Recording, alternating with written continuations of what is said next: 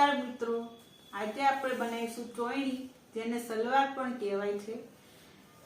આજે મેં આ કાપડ લીધું છે, 2.5 મીટર છે અને 40 ઇંચ લંબાઈ છે ચોયણીની, જે આપણે એનું નિશાન કરીશું। 40 ઇંચમાંથી 7 ઇંચ બેલ્ટ માટે કાઢશું, એમાંથી 33 ઇંચ વધશે એનું આપણે નીચેનું બનાવીશું, જે 33 ઉપર માર્ક કરશું અને 2 ઇંચ एक्स्ट्रा लईशुं, जे नीचे पट्टी वाळवा माटे अने अर्धो इंच ऊपर दबाशे घेरमां अने 7 इंच मोरी छे एटले 7 इंच नुं आपणे निशान करीशुं अने 1 इंच एक्स्ट्रा लईशुं। अहींया वच्चेनो जे भाग आवे छे एना माटे आपणे 9 इंच लईशुं अने आम ત્રાસું દોરી દઈશું મોરીના ભાગ સુધી, પટ્ટીની મદદથી દોરી દઈશું। સલવાર બનાવવી એકદમ ઈઝી અને સરળ જ છે।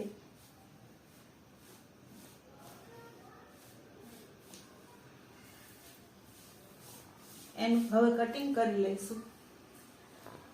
મેં 22 ઇંચ ઘેર માટે રાખ્યું છે, જે થોડું અહીંયા સાંધો કરવો પડશે, કરી દઈશું।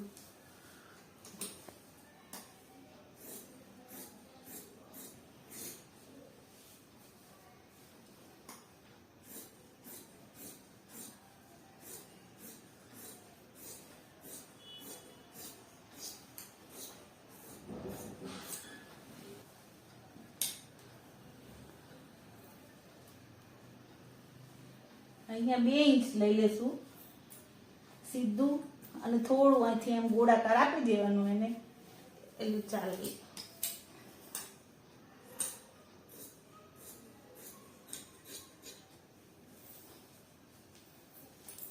અહીંયા જે આ 4 ભાગ વાળેલા છે ત્યાં થોડું નિશાન કરી દેવાનું, એટલે ઘેરમાં ચપટો લેવામાં સરળતા રહે। હવે આપણે આ કાપડમાંથી કાઢીશું બેલ્ટ। મારે રેડી ચોયણીનું માપ છે એટલે 25 ઇંચ છે બેલ્ટનું માપ, પણ જો કમરના માપથી લેવું હોય તો એમાં કમરનું જે માપ હોય એમાં 5 અથવા 6 ઇંચ એક્સ્ટ્રા અંદર જોડી દેવાનું, પણ એ જે આવે એનો એમાંથી બેલ્ટનું માપ કાઢી લેવાનું। મારે 25 ઇંચ છે એટલે હું 26 ઇંચ લઉં છું, 1 ઇંચ એક્સ્ટ્રા લેવાનું।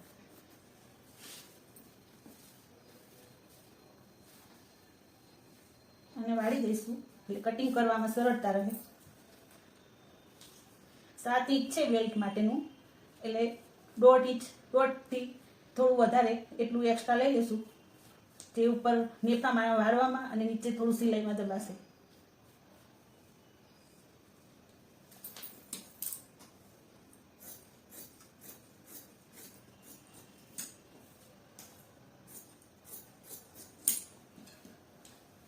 થોડો સાંધો કરવો પડશે, જે આપણે કાપડ નીકળે છે એમાંથી કરી દઈશું જોઈન્ટ અને પછી કટિંગ કરી દઈશું।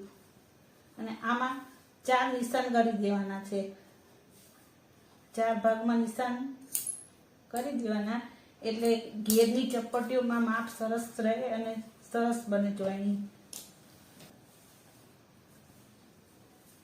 આજે આપણે જે ઘેરનો ભાગ કાઢ્યો છે એમાં જે સાંધો કરવાનો છે એના માટેનું કાપડ એક્સ્ટ્રા કાપી લઈશું।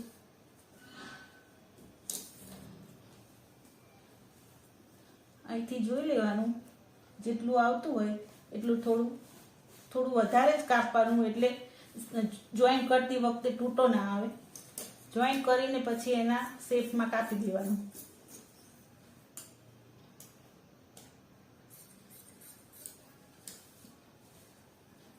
બસ આની સાથે જોઈન્ટ કરી દેવાનું અને પછી જોઈન્ટ કરી અને શેપમાં કાપી દેવાનું। બસ આટલું જ છે, આટલું સરળતાથી આવડી જશે કટિંગ કરતા। તો સ્ટિચિંગનો વિડીયો આગળ જોજો, એટલે સ્ટિચિંગ પણ તમને આવડી જશે।